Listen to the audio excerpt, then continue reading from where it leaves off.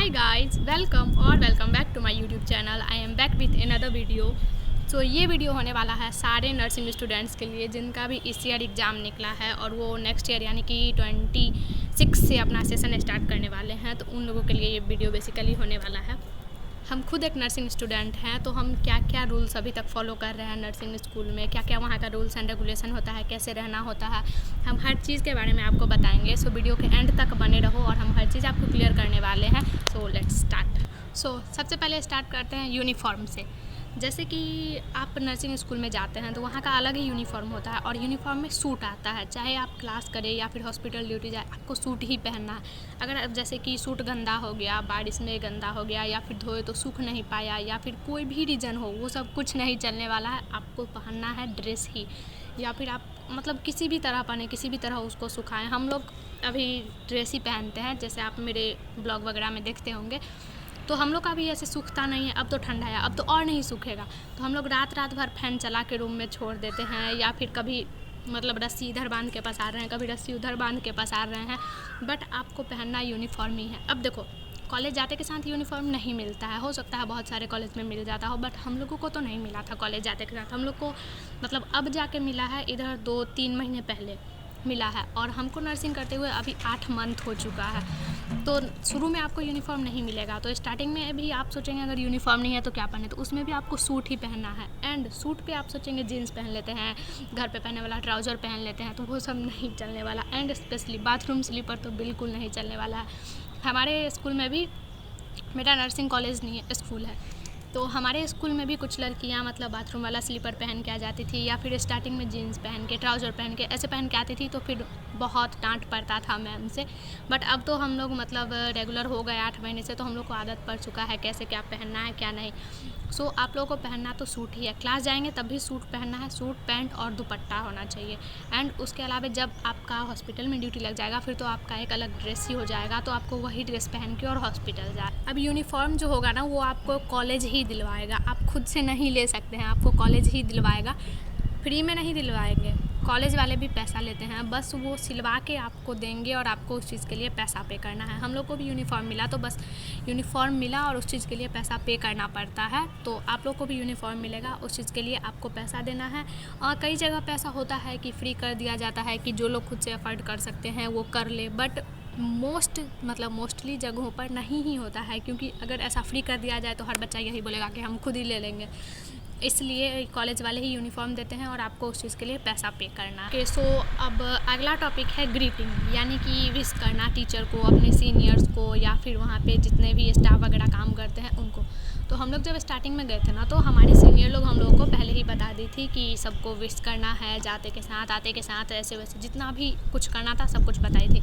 तो आप लोगों को भी जैसे कोई मैम मिल रही हैं, कोई सर हैं वहाँ के, तो उन लोगों को जैसे सुबह है तो गुड मॉर्निंग, दोपहर है तो आफ्टरनून, शाम है तो इवनिंग, इस तरह से। या फिर सीनियर मिल रही है तो उसको भी मतलब गुड मॉर्निंग दी, गुड आफ्टरनून दी, इस तरह से। उसके अलावा अगर स्टाफ है तो उनको भी विश करना है कि गुड मॉर्निंग भैया, दीदी या अंकल जो भी हैं, तो उनको भी विश करना है। आप सुबह में मिले, दोपहर में मिले, शाम में मिले, किसी भी टाइम में मिले तो विश करना ही करना है उनको, ताकि ये हम मतलब रिस्पेक्ट शो कर रहे हैं अगले की तरफ, अपना इग्नोर करके नहीं जाना है। हम लोग स्टार्टिंग में तो मतलब मुंह पे हमको ऐसा लगता था ना कि मेरा ज़िंदगी लगता है गुड मॉर्निंग गुड आफ्टरनून में ही बीत जाएगा, बट अब हमको आदत हो चुका है, तो अब हमेशा ही बोलते रहते हैं। तो थर्ड टॉपिक है मेस का खाना। आप लोगों को भी पता है कि मेस तो स्टार्टिंग से ही बदनाम है। रील्स पे देखते होंगे, शॉर्ट्स में देखते होंगे, मेस है ही बदनाम। वहाँ पे आप कितना भी ट्राई कर ले, अच्छा खाना नहीं बन सकता है। हम लोग भी इस चीज़ को 8 महीने से फेस कर रहे हैं और अभी आगे भी करना है। तो आप लोग भी जब हॉस्टल जाएंगे तो स्टार्टिंग में तो बहुत अच्छा खाना मिलेगा। हम बताते हैं टू बी ऑनेस्ट, जैसे आप गए ना तो आपको 1 वीक तक या 10 दिन तक बहुत अच्छा खाना मिलेगा, बहुत अच्छा। मतलब आपको ऐसा लगेगा कि बाप रे, मेस है, कितना अच्छा मेस है, यहाँ का तो सब कुछ सही है और जगह से अच्छा है, ऐसे वैसे ये सब लगेगा। बट फिर बाद में धीरे धीरे जाते जाते वो ऐसा ही बद से बदतर हाल हो जाता है। तो आपको खाने के लिए तो प्रॉब्लम फेस करना ही पड़ेगा। अगर आप ला सकते हैं तो हॉस्टल में केतल ला सकते हैं, क्योंकि जितना भी ऊपर वाला चीज़ होता है, जैसे ओट्स हो गया, मैगी हो गया, या फिर कोई ड्रिंक वगैरह बनाना है, इन सब के लिए आप केतल का यूज़ कर सकते हैं थोड़ा बहुत। और आप खाएं या ना खाएं, में इसमें आपको पैसा देना ही पड़ेगा, इसलिए स्टूडेंट सोचता है कि नहीं खा के पैसा देने से अच्छा है कि खाना खा के ही पैसा भरते हैं। सो यहाँ अब फोर्थ चीज़ है नर्सिंग स्कूल का फंक्शन, स्कूल या कॉलेज का फंक्शन। अब जैसे ही आप जाएंगे ना नर्सिंग कॉलेज में, फंक्शन तो बहुत सारा होगा, मतलब समझो हर महीने कुछ ना कुछ लगा ही रहेगा, फंक्शन वगैरह होते ही रहता है। और उसके साथ साथ आपको पढ़ाई वगैरह भी करना पड़ेगा, फंक्शन के साथ साथ ही दोनों चीज़ मैनेज करके चलना पड़ेगा। तो फंक्शन वगैरह जो होता है ना, उसमें मतलब बहुत डिस्ट्रैक्शन वगैरह आता है, बहुत सारा काम होगा और सारा काम आपको ही करना पड़ेगा। अगर आप एज अ फ्रेशर जाते हैं फिर तो आप पे उतना लोड नहीं है, क्योंकि आपकी सीनियर करेगी। बट अगर आप सीनियर जब बन जाते हैं तो फिर आप पे लोड आएगा, क्योंकि फिर आपकी भी तो आएगी फ्रेशर, जूनियर आएगी, तो उन लोगों पे फिर कम लोड पड़ता है।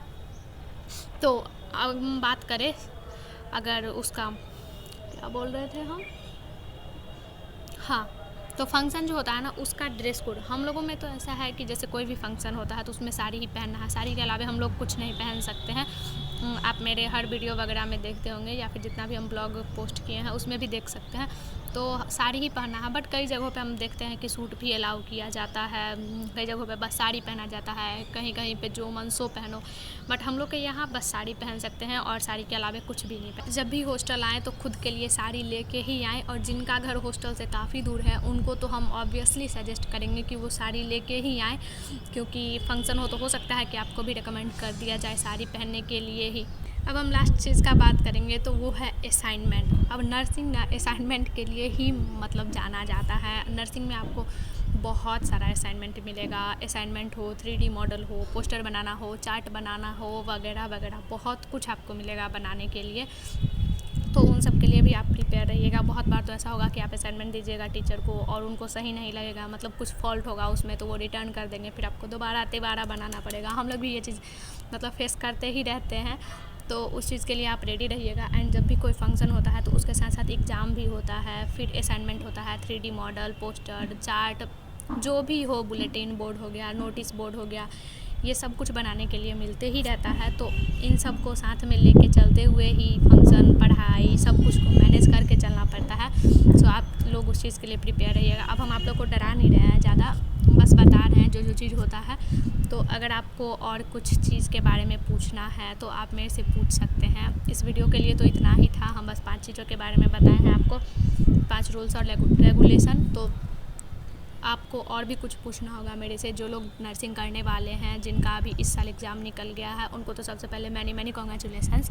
तो अगर आप लोग कॉलेज जाने वाले हैं, आपको पूछना होगा कि क्या क्या इसेंशियल कॉलेज इसेंशियल्स होता है, या फिर क्या क्या रूल्स और रेगुलेशन होता है, क्या क्या फॉलो करना पड़ता है, वगैरह वगैरह। जो भी क्वेश्चन हो आप मेरे से कमेंट सेक्शन में पूछ सकते हैं, हम उसका रिप्लाई ज़रूर करेंगे, हम हर एक कमेंट को पढ़ते हैं। तो आप मेरे से पूछ सकते हैं। एंड जितने भी लोग मेरे चैनल पे नए हैं, जो ये वीडियो फर्स्ट टाइम देखेंगे, वो चैनल को सब्सक्राइब ज़रूर करके जाइएगा। और हम आपसे मिलेंगे अब अगले वीडियो में, तब तक के लिए बाय बाय।